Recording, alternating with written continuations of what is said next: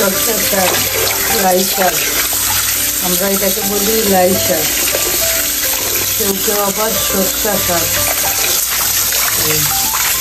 তো আজকে সরষা শাক রান্না করব লাই শাক নতুন নিয়মে। গার্ডেনে এত লাই শাক হয়েছে, কেউ আর খাইতেছে না, বুঝছেন? কাকে দেবো? কম বেশি সবারই গার্ডেন আছে। আগে কাজ করতাম, কাজে নিয়ে লাই শাক বা ভেজিটেবলগুলো দিয়ে আসতাম।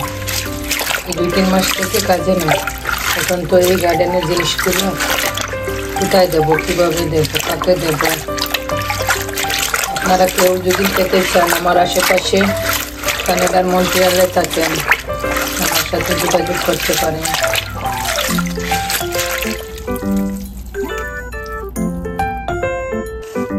শাকগুলো ভালোভাবে ধুয়ে এখন কেটে নিয়েছে। এখন একটু লবণ দিয়ে দিচ্ছি। এখানে লবণ দিয়ে শাকগুলো একটু কষলাইয়া রেখে দেব। অনেক লাই পাতা গার্ডেনের। এখন এগুলো আজকে আমি বিরান করবো, একটা ডিম দিয়ে, একটা আলু দিয়ে। লাই শাক কখনো আমি এরকম বিরান করি না। সবসময় লাই চাটনি খাই আর মাছ দিয়ে রান্না করি, কিন্তু আজকে আমি এরকম শাকভাজি করি না, এরকম শাকভাজির মতো করবো।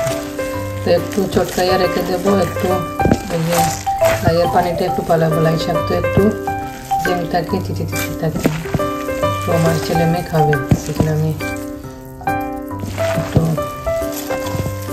আলু দিয়ে, ডিম দিয়ে শাক রান করি, তো ওরা খাবে। আর একটু পানিটা পালাই দিলে সুন্দর হয়ে যাবে, ওরা তখন খেয়ে নেবে। এই যে দেখেন, লাই পাতা দেখে কি পানি বাইরে উঠেছে। এই পানিগুলো আমি ফেলে দেব, দিয়ে আজকে ভাজি করবো। এরকম শাক ভাজি করে না, এরকমই শাক ভাজি করবো। আসসালামু আলাইকুম, যে যেখান থেকে আমার এই ভিডিওটা দেখতেছেন সবাইকে অসংখ্য ধন্যবাদ। আশা করি সবাই ভালো আছেন, সুস্থ আছেন। আলহামদুলিল্লাহ, আমিও ভালো আছি। তো সবাই আমার সাথে থাকেন আর আমার রান্নাটা এনজয় করেন। সবাই একটা লাইক দিয়ে আমার সাথে থাকেন প্লিজ। যেখানে তেল দেওয়া আছে, লবণ দেওয়া আছে, এখন রসুন দিয়ে দিলাম।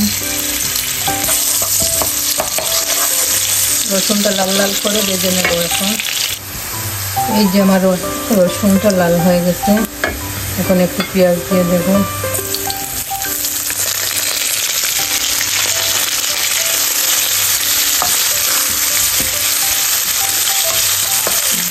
পেঁয়াজ দিয়ে দেবো আর একটু স্পাইস দিয়ে দেবো, হলুদ, মরিচ, বাকর। এই যে একটু স্পাইস দিয়ে দিলাম। এই যে একটু হলুদ, মরিচ, বাকরের গুঁড়া দিয়ে ভালোভাবে নেড়ে ছেড়ে একটু পানি দিয়ে দিলাম।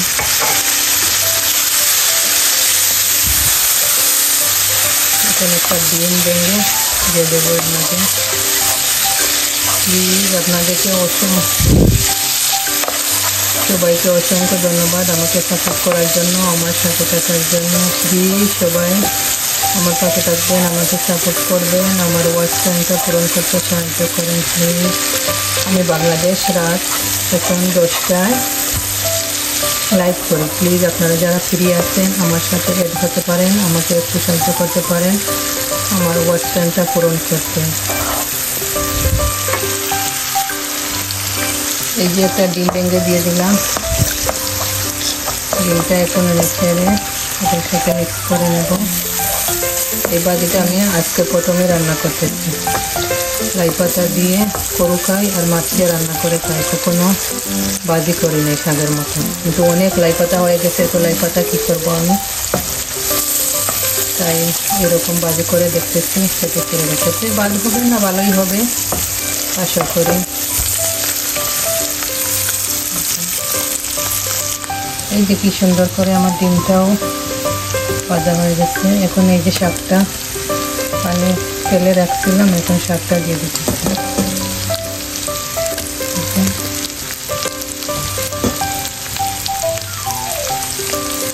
যারা যারা এখনো একটা লাইক দিও না, প্লিজ একটা লাইক দিয়ে আমার সাথে থাকেন আর আমার আজকে রান্নাটা এনজয় করেন। কারা কারা এরকম শাক ভাজি করে খেয়েছেন কমেন্টস করবেন প্লিজ। আর আজকের রান্নাটা আমার কীরকম হলো কমেন্টস করতে ভুলবেন না।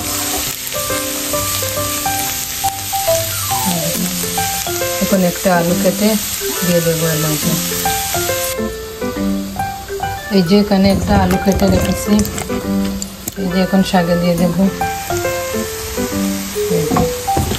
দেখুন না শাকটা দেখতে কি সুন্দর লাগতেছে, গ্রিন হয়ে আসছে। গার্ডেনের জিনিস, ফ্রেশ জিনিস খেতে অনেক ভালো লাগে। বুঝছেন, দোকান থেকে আপনি টাকা দিয়ে কিনেও এরকম পাবেন না।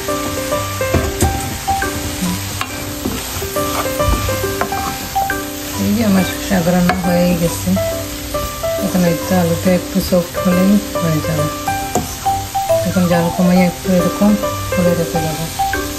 সবাইকে অসংখ্য ধন্যবাদ আমার সাথে থাকার জন্য।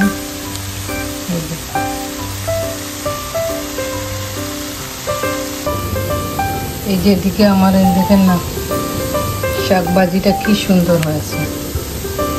এই যে এখন একটু ধনিয়া পাতা দিয়ে দেবো। নিজের গার্ডেনের শাক তো এর জন্য ফ্রেশ, অনেক মজা। অনেক লাই শাক হয়েছে, কে খাবে কাকে দেবেন এরকম টেনশনে ছিলাম, কিন্তু শাকটা অনেক মজা হয়েছে,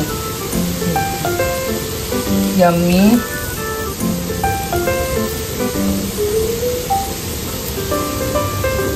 এই তো হয়ে গেল আমার ইয়াম্মি শাক ভাজি, লাই শাক ভাজি। কে কে এরকম লাই শাক ভাজি করেন কমেন্টস করবেন।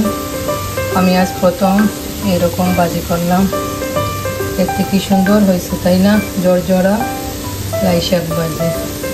দেখুন, সবাইকে অসংখ্য ধন্যবাদ আমার সাথে থাকার জন্য। যারা এখনো খান না এরকম খেয়ে নেবেন, অনেক ইয়াম্মি একটা রেসিপি। ভালো থাকেন, সুস্থ থাকেন সবাই, আর এই পর্যন্তই। এই যে এখানে গরুর মাংস রান্না করবো বাঁধাকপি দিয়ে।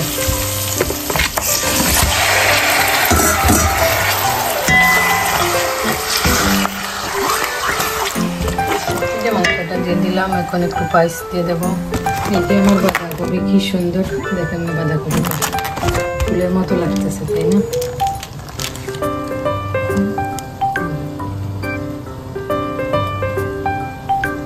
চিকেন জন্য বার করছে, এগুলো গার্ডেনের জন্য কিন্তু ফ্রেশ, ফুলের মতো লাগতেছে, খুব সুন্দর তাই না।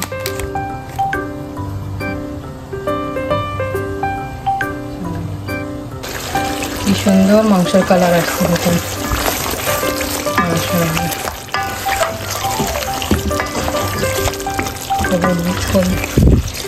বাঁধাকপি দিয়ে গরুর মাংস রান্না করতেছি, মাংস বলছে আর কবি বাঁধাকপিটা এখন কাটতেছি। দেখুন কি সুন্দর কালার আসছে।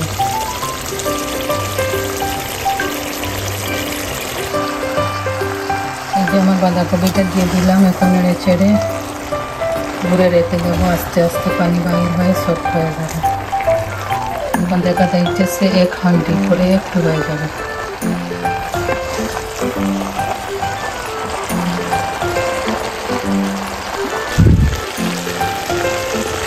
এই যে বাঁধাকপিটা অলরেডি সফট হয়ে গেছে, দেখুন এক হাঁড়ি ছিল, আস্তে আস্তে এখন ব্রাউন হয়ে গেছে।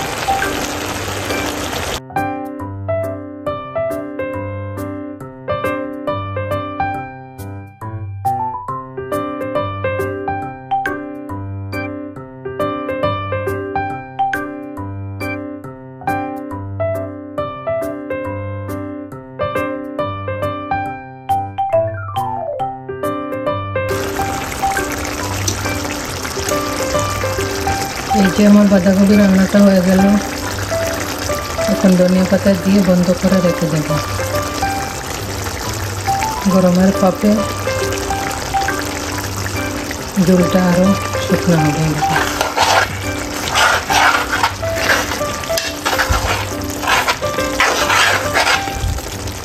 ইয়াম্মি ইয়াম্মি বাঁধাকপি রেডি হয়ে যাবে।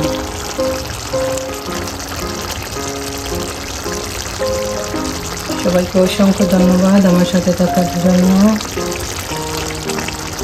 সবাই ভালো থাকেন, সুস্থ থাকেন। আজ এই পর্যন্ত।